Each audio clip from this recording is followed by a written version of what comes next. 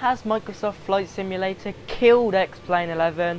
Well, stay tuned for my opinion.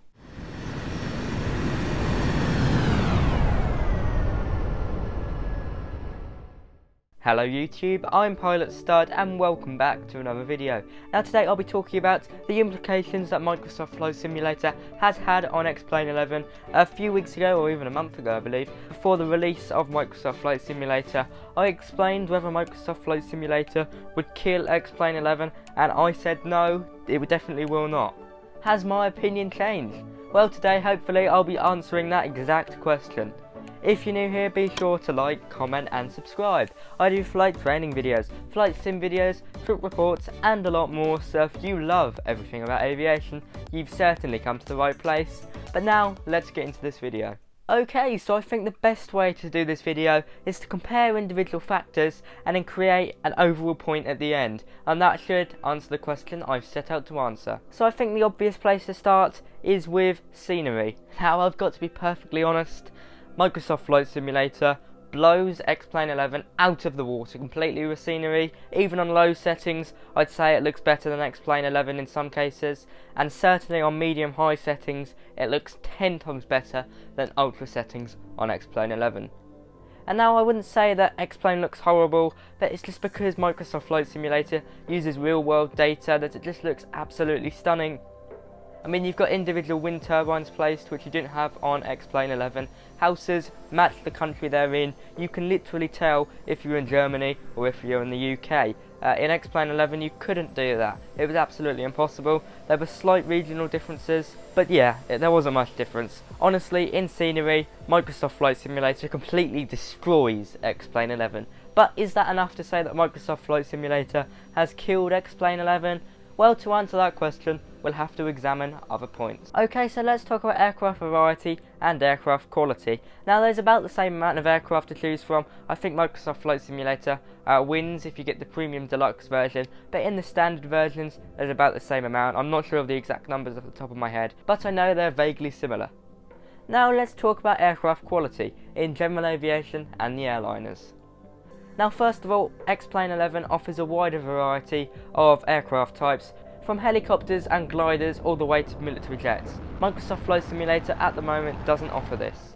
Now, general aviation aircraft in both sims are modelled very well, but I have to say, in my opinion, Microsoft Flight Simulator wins. While the physics in X-Plane 11 are very good, they're about the same as Microsoft Flight Simulator, I'd say, especially for the general aviation aircraft. I'll get into airliners in a minute. Now, I'd say X-Plane 11 is a bit more developed in avionics. The G1000 is very well modelled in X-Plane 11. It's not fully there yet in Microsoft Flight Simulator, so I'd say that X-Plane 11 wins in this point.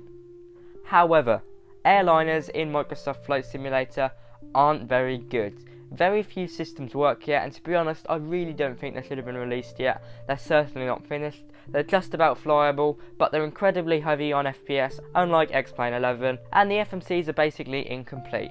However, you've got to remember that when X-Plane 11 came out, I don't even think there was FMCs in the airliners, so hopefully as time passes, Microsoft Flight Simulator will improve.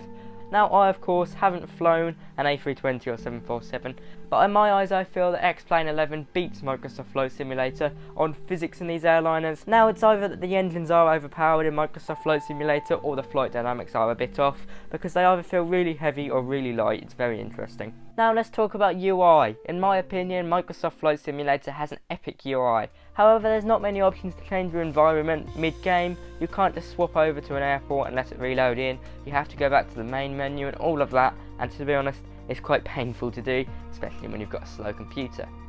But graphically, it looks 10 times better than X-Plane 11's. It really brings in other audiences, not just hardcore flight simmers that don't really care about the UI. It's also very nice that they've included a lot of tutorials. I know there was Flight School in X-Plane 11, but it wasn't very good. In my eyes, Microsoft Flight Simulator is better.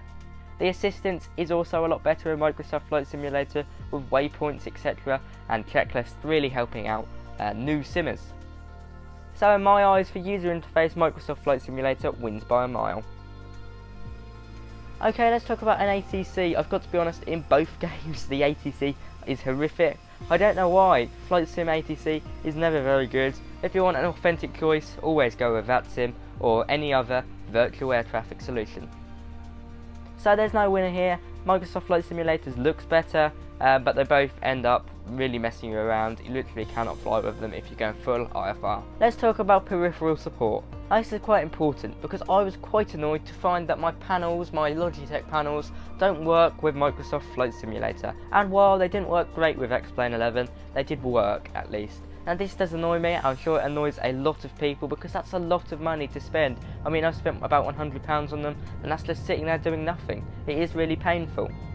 Now another place where Microsoft Flight Simulator completely knocks X-Plane 11 out of the water is with multiplayer support. Microsoft Flight Simulator multiplayer is really awesome, really epic, albeit sometimes difficult to set up, but it's certainly better than X-Plane 11 as you had to port forward to create your own multiplayer games. This isn't good enough in my eyes. I don't know why they didn't ever sort it out.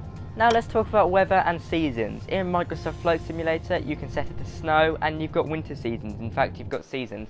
Now this is another place where Microsoft Flight Simulator knocks X-Plane 11 out of the water. It's really awesome to see snow again like it was in FSX. Sadly, X-Plane 11 never had support for seasons unless you went with add-ons, and live weather is 10 times better than X-Planes in Microsoft Flight Simulators. It appears to update quite often so you don't see it jerk around too much. So let's wrap it up here. Has Microsoft Flight Simulator completely killed X-Plane 11?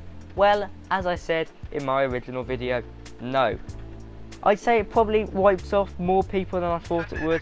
However, IFR flying is completely not done on Microsoft Flight Simulator yet. So if you want to fly fully on VATSIM, Microsoft Flight Simulator certainly doesn't offer that opportunity. The FMC isn't set up very well in any aircraft. VNAV is broken in the 747 and 787, meaning it's basically impossible to fly and follow real world procedures. ILS isn't too easy to set up either unless you've got the charts with you, which of course hardcore simmers will have, but for the kind of mid-range simmers it's not fantastic either. So Microsoft Flight Simulator certainly hasn't killed X-Plane 11, but Austin, if you're watching this, I highly doubt you are, but anyway, you've got a lot to beat in X-Plane 12. Microsoft Flight Simulator is the perfect simulator for VFR flyers and those who want to have a bit of fun, but for professional IFR flyers it's certainly not there yet. If you want to go down that route, add-ons look to be the way, and add-ons are both widely supported in both simulators, so I'm not going to really compare them here because they're both epic. And airports do look quite good in both simulators. Graphics are certainly better in Microsoft Flight Simulator as I said, but X-Plane 11 also offers an awesome choice. So there you have it guys, here was my opinion on Microsoft Flight Simulator versus X-Plane 11. What did you guys think? Make sure you put it in the comment section down below. Has Microsoft Flight Simulator killed X-Plane 11 and have I answered the question well enough? Thanks for watching guys. If you are new here, be sure to like, comment and subscribe. It really helps me out. I'm aiming to hit 1,000 subscribers before the end of this year and preferably before autumn. As always, thanks to all my captains. Your names are above and below me now. If you want to find out how to become a captain, go onto my Instagram and go onto my Discord server. It's all explained on there. But from me today, that is all. Have a fantastic day or night. Bye bye.